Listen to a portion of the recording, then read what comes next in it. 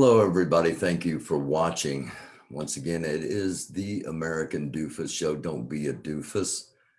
Today, well, it is Father's Day, and a happy Father's Day to all the dads out there.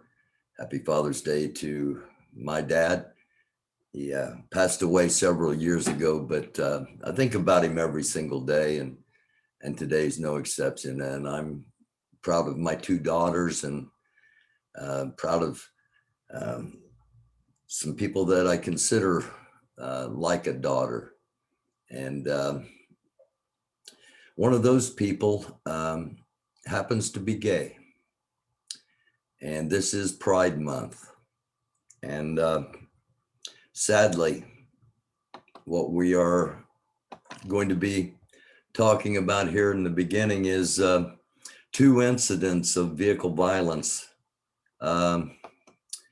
In all honesty, I watched, monitored Louisville, Indianapolis, Minneapolis, Washington, D.C., Kenosha, Wisconsin. I monitored all of those places yesterday as they had Juneteenth events.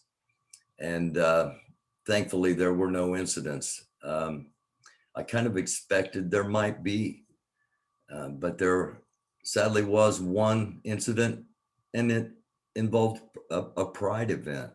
And just reminds us hate is hate. And there's way too much of it in our country, in our world. And it's unnecessary. It's unnecessary. One of my closest family members is gay. And I don't love them any less. The people that I know that are in that community are some of the most loving and giving and kindest people you'll ever meet. And it's the same way with the Black community. It's the same way with any community. The problems with our country are sometimes internal with us as individuals, and we need to address that. So with that being said, here's a report of two incidents, both involving trucks, one in Florida, one in Arizona. The Pride event was in Florida. In Arizona, it was a charity bicycle race. Pickup truck driver rammed into a pride parade, killing a man in Florida, while another pickup truck driver plowed into cyclists at a community road race in Arizona. The first incident happened at the beginning of an LGBTQ pride parade in the town of Wilton Manors in South Florida. The Florida police has arrested the guilty truck driver. The cause of the assault is as of now unknown. Local media reports suggest that the truck was stationed with floats for the parade, but later it hit the gas and rammed into civilians. The truck hit two men, out of which one succumbed to his injuries later. Lauderdale's mayor told the media that the truck actually was targeting a Democratic congresswoman, but narrowly missed her. The congresswoman was Debbie Wasserman Schultz, and she had arrived at the spot to take part in the march. The mayor termed it as a terror attack against the LGBT community. Now, there's a key fact.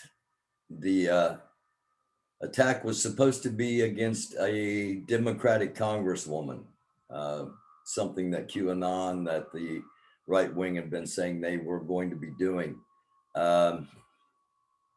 Those of you that have watched the program in the past know that I have a history in politics. I ran for Congress, actually ran for Congress against Mike Pence, our former vice president. And for full disclosure, I know Debbie. I know Debbie Wasserman Schultz. She was in,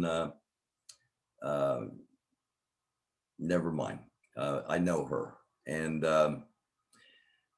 whether this was indeed an attack on aimed at her,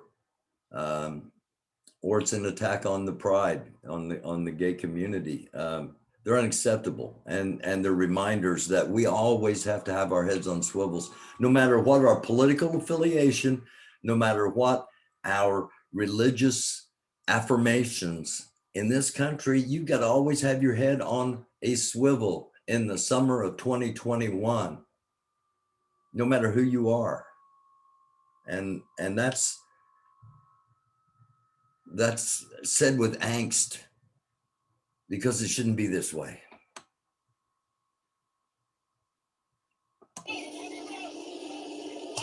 In a separate incident, a pickup truck driver ran into cyclists at a community road race in Arizona. 6 cyclists have been critically injured in the incident. One among the severely wounded was later flown to a Phoenix area hospital, and the police chased the driver and gunned him down. The suspect is currently hospitalized and is in a stable condition. Arizona officials said that the cause or the motivation behind the attack is still unknown. About 270 riders had gathered for this race. Now,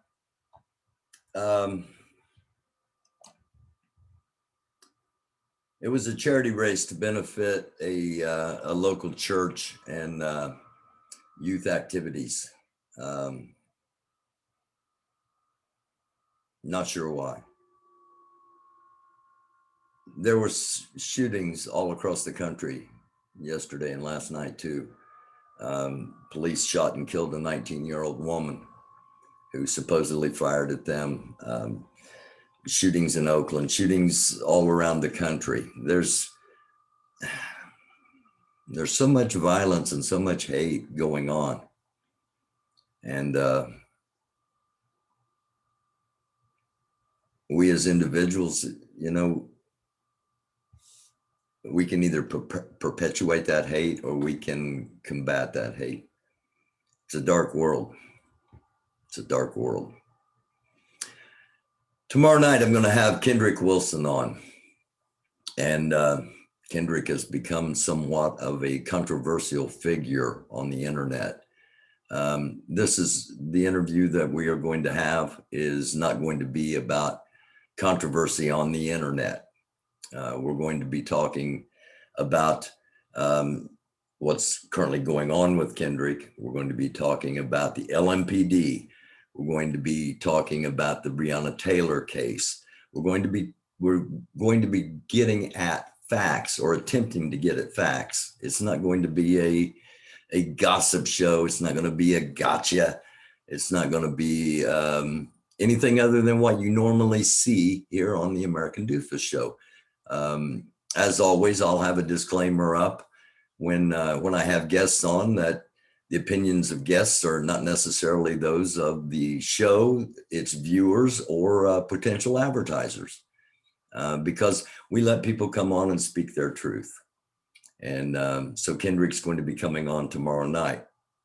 Now, I also want to prequel, if you will, Kendrick coming on by saying, I know Summer Dickerson, okay? I don't know Summer Dickerson, but I am acquainted with Summer Dickerson. And I'm going to tell the story now so that it is out ahead of when Kendrick and I talk, so that it doesn't take up time during that conversation. And for full disclosure, I have had Kendrick on the show before. It was an episode Delta wanted to come on and talk with me, and he invited Kendrick to come on. And Kendrick came on and we had a conversation.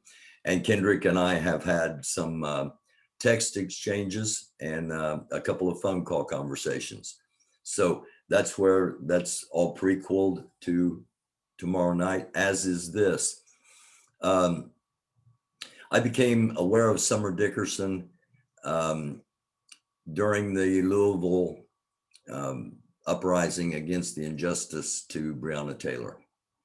And I became aware of her on a Sunday afternoon when she was at a dump trying to reclaim property of people that had been occupying Breonna Taylor Park in Justice Square, the park at 6th and Jefferson, whatever term you want to use. That's how I became aware of Summer. I was watching a live video of her in a dump trying to get sleeping bags, tents, anything she could get to give back to people that the city, either through the police or whatever city organization, had come in and taken during the night before when the police forcibly evacuated the park. That's how I became aware of Summer Dickerson. That's what she was doing when I became aware of her. I contacted her, asked her if she wanted to come on the show and promote Women of the Well Ministries. And she was going to do that. That was our first conversation. Shortly after her and I talked, one of the women that she was trying to reach with her ministry was killed. She was found dead in an alley in nothing but her panties, I believe. Summer called and we had to cancel the interview. Totally understandable. We did not reconnect for an interview. However, the first time I went to Breonna Taylor Square, Summer met me there, and Summer introduced me. First of all, she introduced me to Miss Rosie, the first person she introduced me to. She introduced me around. I did an extensive interview with Devon Taylor down there on that first day. And every time I came back after that, somebody in the park knew who I was because Summer had introduced me. So I have absolutely nothing bad to say about Summer Dickerson. That this is what I'm saying right now. She will verify if asked, and there's no need to bother her with this. This is all just a precursor to having Kendrick on tomorrow night, because that's potentially explosive, having Kendrick on. And again, we're going to do it the right way. So this is not going to be, I'm not having him on here to attack anybody. I'm not having him on here to perpetuate any real or made up feuds or conflicts or anything like that. We're gonna have a conversation man to man and talk about what's really going on. And I hope you'll watch. So I may be back on before that, but tomorrow night it's going to be Kendrick Wilson, and I hope you'll tune in. It is the American Doofus Show. Don't be a doofus.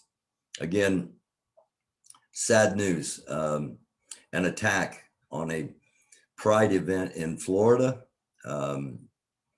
However, it may have been an assassination attempt on a ranking Democratic congresswoman and someone that, again, I knew.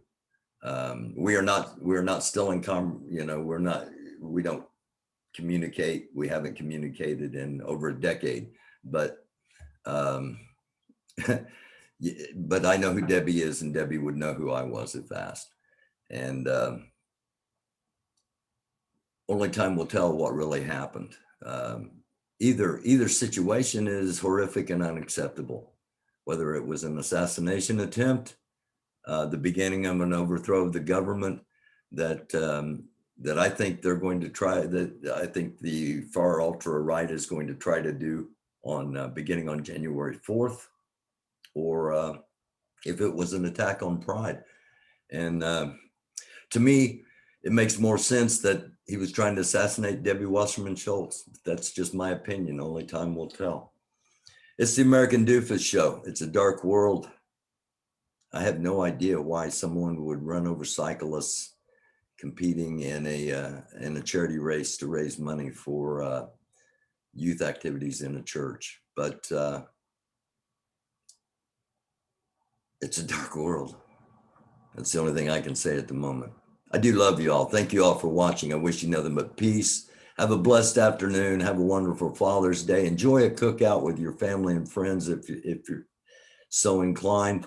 And peace, namaste, blessings, shalom, salam. Try to be a light. It's a dark world. It's the American Doofus Show. Don't be a doofus.